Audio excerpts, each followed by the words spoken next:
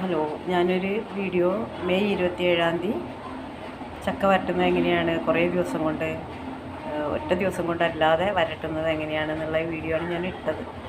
അപ്പം ഇതിപ്പം 3 ദിവസം കഴിഞ്ഞു കേട്ടോ. 3 ദിവസം കഴിഞ്ഞിട്ട് ഇതിപ്പോൾ ഇങ്ങനെ ഈ പരുവത്തിലായി ഉണ്ടോ. ഇതിനി ഞാനിപ്പോൾ ഇത്രയും ഒരു 5 മിനിറ്റ് ഞാനിപ്പോൾ ഇത് വേവിച്ചു.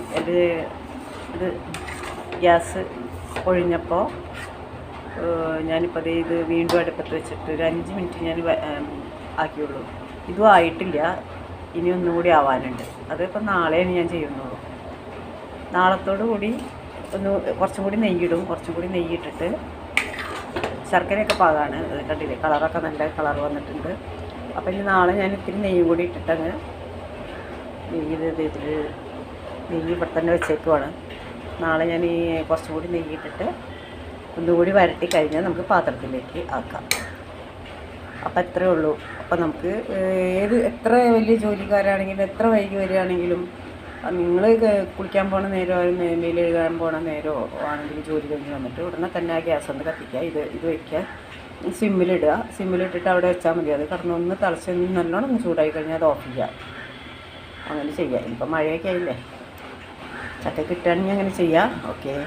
പിന്നെ ഞാനിത്തിരി കുറച്ചകന്ന് എടുത്തിട്ട് അട ഉണ്ടാക്കിയിട്ടുണ്ട്. അട ഉണ്ടാക്കിയിട്ട് വെച്ചിട്ടുണ്ട്.